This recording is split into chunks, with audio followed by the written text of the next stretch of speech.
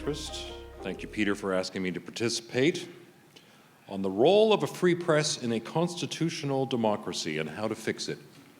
Easy, no problem. I have been a professional journalist for more than 20 years with CBC News, and of late, I love my job.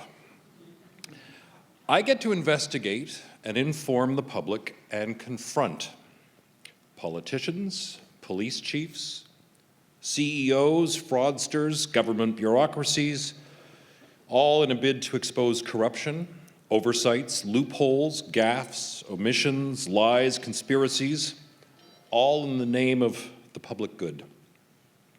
And to me, that's our role, to inform, expose, and to hold to account.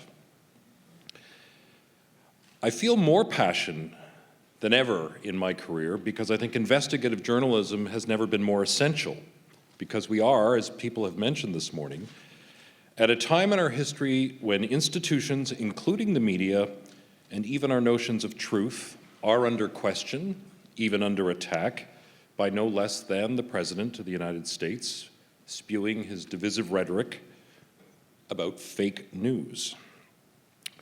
More on that in a few moments, but I want to tell a few stories. I got my very first taste of journalism in junior high school. My friend and I decided to publish an underground newspaper. It was called Stuffed Gossip. It only lasted a few issues, but with a photocopier, we would slip papers into school lockers. This was a school of 7 to 13 grades, anonymously, publishing slanderous garbage. Who was kissing whom? Which teachers sucked? Who'd been caught smoking pot? Our commitment to the truth was tenuous at best. Now, I tell this story in part to tease and horrify my mother, who happens to be sitting here with us today, as she knows better than anyone what a little shit disturber I was as a kid. But I'd argue that that is a key character trait of any good journalist, being a royal pain in the arse. But the story also reminds me of one of my first thrills of holding power to account. One of our early scoops in our underground newspaper was a small innuendo-filled story about how it was widely known at my high school that there was a certain male teacher who seemed to spend an inordinate amount of time sequestered in his office with the door closed, providing extra tutoring to one of the grade 13 girls. We reported this, and the fact that he'd recently been spotted driving around town with this student. All of it truth. Once printed in the pages of Stuffed Gossip, school authorities investigated. Police were called, the teacher was charged, never to be seen again. I have grown up since then. I no longer publish anonymously. Established media, despite what our critics would say, adhere to very strict, cherished, important journalistic standards. But still, ferreting out the uncomfortable truths is my mission, is the mission of good quality journalism. I moved from being a teenage rabble-rouser to a daily news reporter covering elections, crimes in the city, debates at City Hall, provincial affairs. That is the keeping the public informed portion of what the media should be doing. But I've evolved into a full-time investigative journalist who has had the privilege of confronting police chiefs about internal corruption, exposed sexual harassment in workplaces, dug into corruption in municipal politics. I'm quite proud of my work on one small little file that most people would never care about, but that has prompted a public inquiry into municipal corruption that is currently underway in the small town of Collingwood, Ontario, northwest of here. And my stories have sparked police investigations in the corporate world. Journalism, the act of exposing facts and truths, as uncomfortable as they may be, can change the world. And it can protect the most fundamental of our rights and freedoms, freedom itself. This past May, renowned Canadian David Milgaard spoke at the Canadian Museum for Human Rights in Winnipeg. It had been 50 years since he was arrested at the age of 16. He was convicted of murder for a murder that he did not commit. David Milgaard, to remind you, languished in prison for 23 years. His mother, Joyce Milgaard, in the 1980s, after exhausting all appeals, was desperate to prove her son innocent. She offered a $10,000 reward for more information. And she attracted the attentions first of a local reporter at the Winnipeg Free Press, and later 2 investigative journalists from CBC, who began digging into the case. And they discovered evidence of police tunnel vision. They began publishing some stories, more information came in, more tips. They published more stories about a botched investigation and then discovered that there was a known serial predator living in the same neighborhood when the crime was committed. Police, prosecutors, and the Minister of Justice were intransigent, but ultimately, due to mounting public pressure, due to the media coverage and the news stories, they were forced to take another look. David Milgaard, 50 years later, explains it this way: the media made a big difference. My mother spoke, people began to listen. My story was unique. We had the good people of Canada feeling the value of justice in their hearts as investigative journalism fed them the facts. And Milgaard credits those journalists with helping him win back his freedom by casting light on failures of the police, prosecutors, and the entire justice system. It was July 18th, 1997. DNA evidence exonerated David Milgaard and proved that the true killer was another man, Larry Fisher. From a very different perspective, one of the biggest news stories of this year involved the justice system in a different way: SNC-Lavalin, which began as a case of corporate corruption, which I had a role in long before it became this year's huge political scandal. It was a snowy Saturday night, January, the year was 2012. I got a bizarre email from an anonymous account. The author made some outlandish claims, stating the following: type. A senior construction executive at SNC-Lavalin has for years been paying bribes to the government of Libya.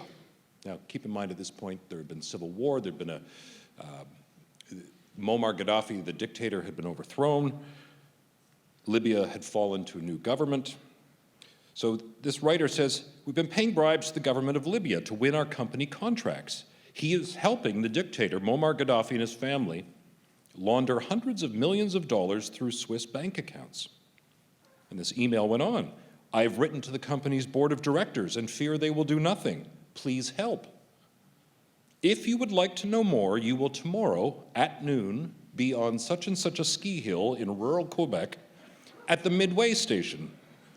At 12 noon, there will be a man in a green spider ski jacket who will be prepared to tell you more, and you will be prepared to ski.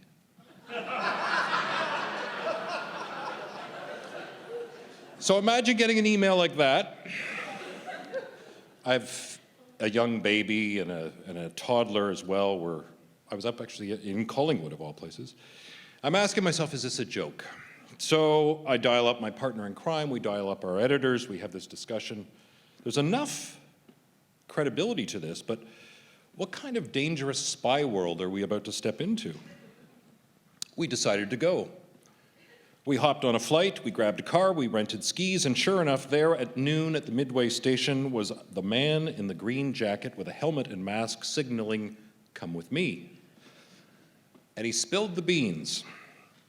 Turns out he was terrified that we might try to film him in our meeting, so he wanted to be moving around in a place that we couldn't anticipate. He didn't want anyone to know that we were speaking. Turns out he was a top-level executive inside the company, a confidential source, risking his career, and he feared his life, trying to blow the whistle. First internally to the company, feeling that nothing happened, he turns to the media. Within days after confirming some of his story with other sources that we developed inside the company, CBC began to publish stories, and SNC-Lavalin suddenly began to unravel.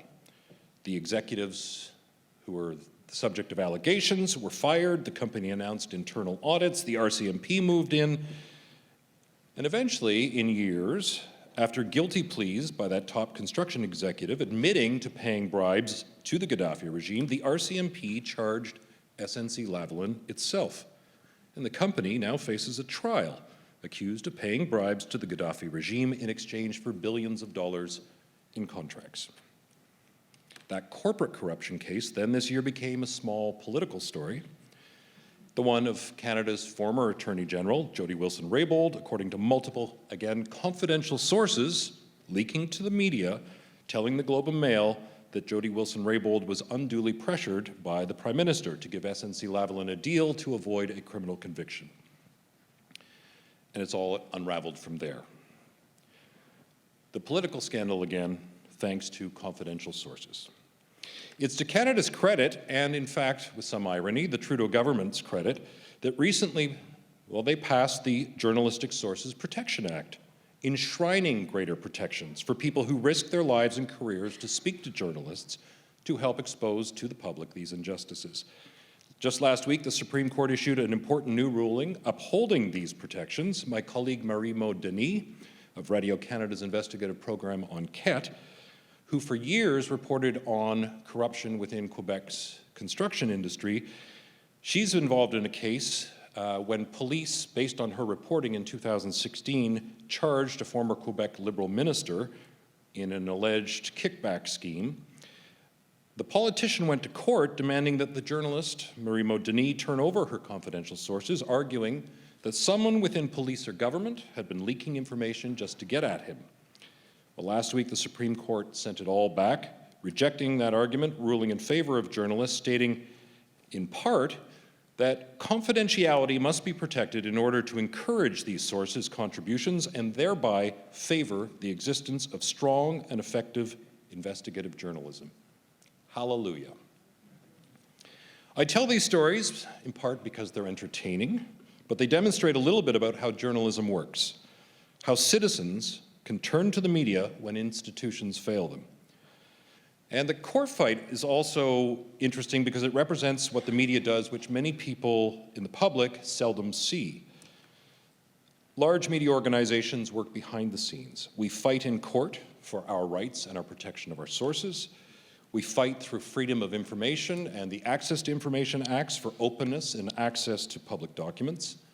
The Toronto Star has led the way in fighting and winning access to some important FOI files, including most recently, doctors' OHIP billings, access to a wide range of tribunals to open up the Labor Board, landlord tenants, the Human Rights Tribunal, all of which are mini courts that have an impact on all of our everyday lives, where we live, where we work, the way we were treated as citizens.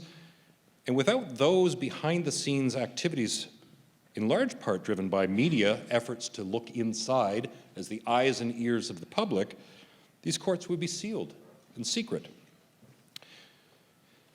In preparation for today, I spoke with a number of leading columnists, editors, including the editor at the Globe, the editor-in-chief at CBC, the Toronto Star, about how do they think we are doing as the media in our mission to hold power to account.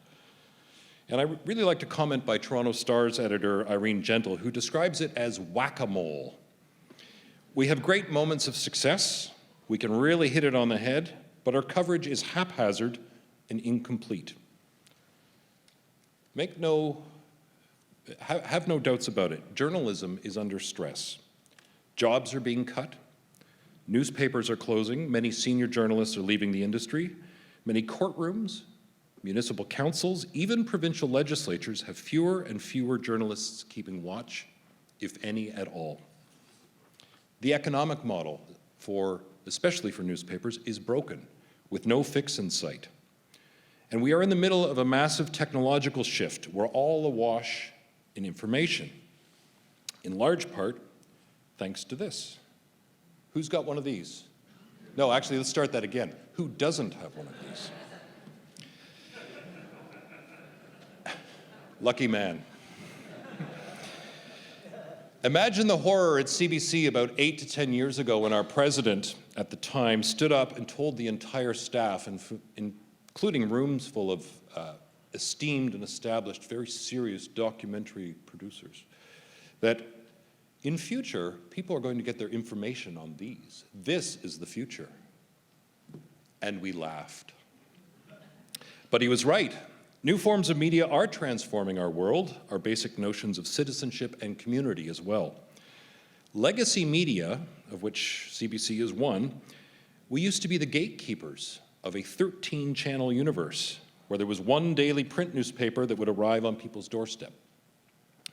Now we struggle to be relevant in an era where breaking news is delivered through instant message, delivered to your gadget the moment it happens, anywhere in the world, via Twitter, Snapchat, Facebook, Instagram, YouTube. And in this swirl of information, there is no longer a mass audience. We're not all reading the same papers, watching the same news reports. We're no longer having the same conversation. We're increasingly in our own silos, subscribing to like-minded feeds of interest, which I believe is reshaping our collective identities and communities, as well as our sense of civility. We're increasingly polarized. People are increasingly, like I was back in the days of my underground newspaper, anonymously sniping, but online, spreading half-truths with impunity. It's given rise to this horrible, yet even plausible notion of fake news. How can anyone tell what's real, what's fake? I put that to the Globe and Mail's editor, David Walmsley, who says this, and I found this helpful. There is a bit of a hate-on for the media, but Walmsley says, I don't think there is anything called fake news. There's propaganda, but there's no news that's created that's fake, that's been invented, that's been invented by those who don't like unpopular fact. Fake news is just unpopular fact. It's not made up. Propaganda is made up, and the people who argue that the news business makes it up are propagandists. We don't make it up. We sometimes get stuff wrong because it is a human endeavor, but says Walmsley, I've never in all my years ever come across somebody intentionally doing that. And I agree. Don't believe the hype about fake news. We know what truth is. But the traditional media have a credibility problem. And this entire ecosystem of information and doubt and allegations of fake news have prompted some response, which I think is encouraging. To be more transparent, more accountable, the media increasingly are relying on public editors, ombudspeople, press councils, and a very interesting project called the Trust Project, a consortium of global news organizations setting transparency standards. It's a rating system to help audiences and the institutions themselves to ensure they're living up to it, to assess the quality and credibility of journalism, to tell audiences who wrote the story, what expertise they have, whether the publisher has an agenda, to counteract the skepticism and the propagandists who would undermine audience trust with claims of fake news.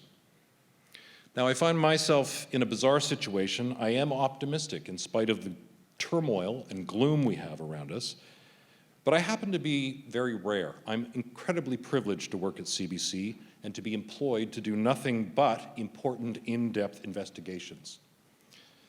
The pendulum, though, I believe, is beginning to swing back from this idea that breaking news and being everywhere is the way to capture an audience. Your phones and the Twitter sphere are helping you be everywhere. But what is going to distinguish in the future and is beginning to pay off is that the survival of quality journalism, and by extension, the quality of our democracy, is going to, at least in my part of democratic involvement, it's going to be in the doing of original investigative journalism, finding fresh truths, clearly, transparently, backed up by fact, which all of it takes time, money, and patience, and that's what we need in the media. More resources, people paying for their news to allow better news, smarter news. Otherwise, we are doomed. As the Washington Post slogan declares, democracy dies in darkness. I'd like to leave you with one final thought, again from the Globe and Mail's editor, David Walmsley. He says, we live in this peculiar dichotomy where never have more people looked at the news and consumed the news in one way or another, and yet the willingness to pay for it is so slight. It's under 10% in democracies around the world, according to the Reuters annual digital report. So there's that line. First, they took away the journalist. Then I don't know what happened. I think that has to be shouted from the rooftops, says Walmsley. And yet people only notice there is no news when their local paper disappears. We won't be missed until we're gone. Thank you.